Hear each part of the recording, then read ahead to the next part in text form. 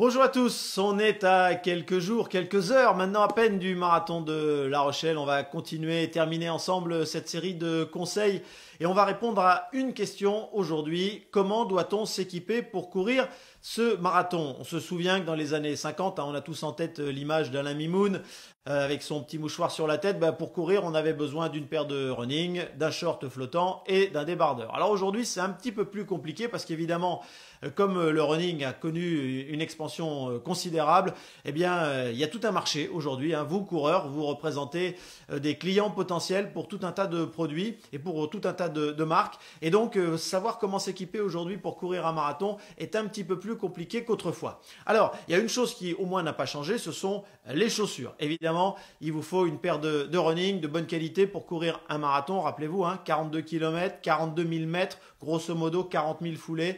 Donc, il faut vraiment être bien équipé en chaussures. Alors, il y a deux bêtises à surtout éviter au niveau des chaussures. La première bêtise, c'est de courir avec des chaussures toutes neuves que vous n'avez jamais portées. Même si c'est un modèle que vous connaissez bien et que vous venez juste de renouveler avant le marathon, il y a quand même de très grandes chances que vous ayez un problème au niveau des ampoules parce qu'une chaussure neuve, elle est un petit peu plus résistante et donc il va y avoir des frottements, elle va manquer un peu de souplesse et vous risquez sérieusement d'avoir des ampoules. Les ampoules, ça peut vous conduire à l'abandon. Le deuxième écueil à éviter, c'est bien sûr de courir avec votre vieille paire de baskets fétiche, celle avec laquelle vous avez peut-être commencé à courir il y a un an, qui est complètement fichue, qui a plus d'amorti, qui a plus de dynamisme. Et même si vous y tenez beaucoup, cette chaussure-là, franchement, il aurait été préférable de la renouveler un mois avant le marathon. Donc moi, ce que je vous conseille, c'est d'utiliser une paire de chaussures qu'on a achetées en général 15 jours, 3 semaines avant le marathon, avec laquelle vous aurez fait une centaine de kilomètres. La chaussure sera toujours très neuve, très dynamique. Elle aura toutes ses qualités d'amorti et en même temps, elle se sera bien faite à votre pied. Voilà, c'est ça l'idéal, c'est de renouveler ses chaussures 3 semaines avant le marathon. Moi, c'est en général ce que je fais depuis plusieurs années maintenant. Ensuite, en remontant au niveau du corps humain, voir l'équipement en allant vers le haut, on va trouver au niveau des mollets et des cuisses les fameux manchons de compression. Alors, c'est un produit qui a fait son apparition il y a une petite quinzaine d'années maintenant, qui est très utilisé dans le trail. Les manchons, on dit que ça favorise le retour veineux, que ça soutient les muscles. Bon, pour être honnête, pour pas mourir idiot, j'ai fait comme tout le monde. J'ai utilisé ces manchons de compression. J'ai couru avec, j'ai couru sans, des marathons, des trails.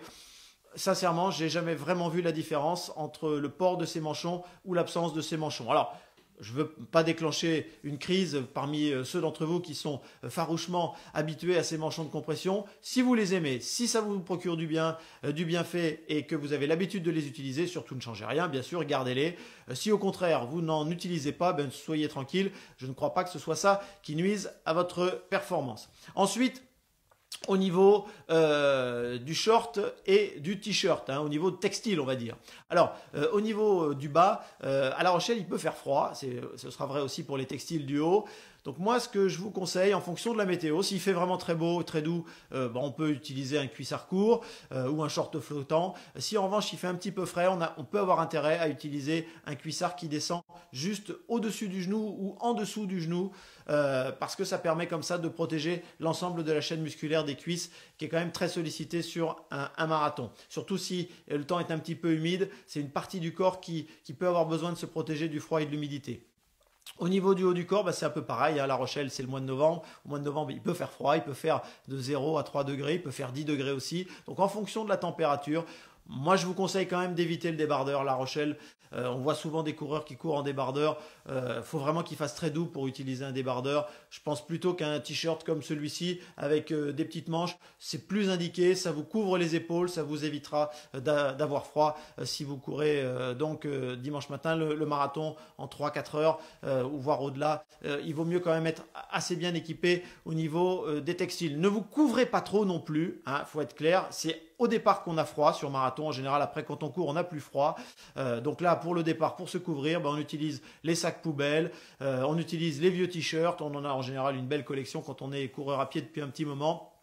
et on le jette soit tout de suite au départ, soit après avoir fait quelques kilomètres. Il y a une chose qui est très importante aussi à La Rochelle, c'est que comme la course effectue un 8 et que vous allez repasser plusieurs fois au même endroit, eh bien vous pouvez, si vous avez la chance d'avoir des accompagnateurs, eh bien leur déposer du matériel, des textiles. Si vous voulez partir un peu plus couvert et vous découvrir ensuite au cours du marathon, eh bien vous pouvez tout simplement donner rendez-vous à vos accompagnateurs pour leur donner un coupe-vent ou quelque chose d'un petit peu plus épais au niveau du haut du corps. En ce qui concerne maintenant le chrono, alors moi je vous conseille vraiment le chrono tout bête, parce que si vous utilisez un GPS, vous ne serez forcément pas d'accord avec le mesurage officiel de la course. Le GPS qui vous donnera pile poil 42 km 195, il n'existe pas. Il y a une marge d'erreur d'environ 10% sur tous les GPS, donc faites le calcul, 10% sur 42 km, bah, ça peut faire quand même un petit peu de distance. Donc vous risquez d'être un peu perdu parce que votre GPS va biper par exemple alors que vous serez qu'à 200 mètres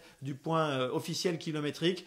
Donc moi je vous conseille un simple chrono, un chrono qui vous permet de prendre votre temps intermédiaire de passage à chaque kilomètre, parce que comme ça vous pourrez ensuite calculer et évaluer votre course quand vous aurez terminé et que vous serez rentré à la maison. Vous pourrez regarder exactement à quelle vitesse vous avez couru chaque kilomètre. Moi c'est ce que je fais. Marathon de La Rochelle, il y a des ravitaillements pratiquement tous les 2-3 kilomètres.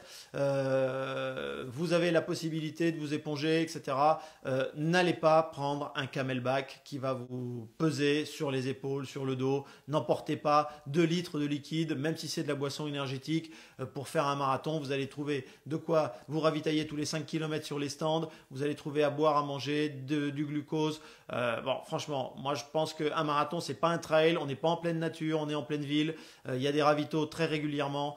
Ne vous encombrez pas d'un camelback. On le voit maintenant de plus en plus sur les marathons. C'était pas vrai il y a quelques années. C'est une habitude qui vient du trail, mais qui, de mon point de vue, n'est pas vraiment appropriée pour courir sur les marathons. Dernière chose, évidemment, il va falloir emporter des gels. Vous savez, ces petits gels qui vont vous permettre de vous ravitailler en course.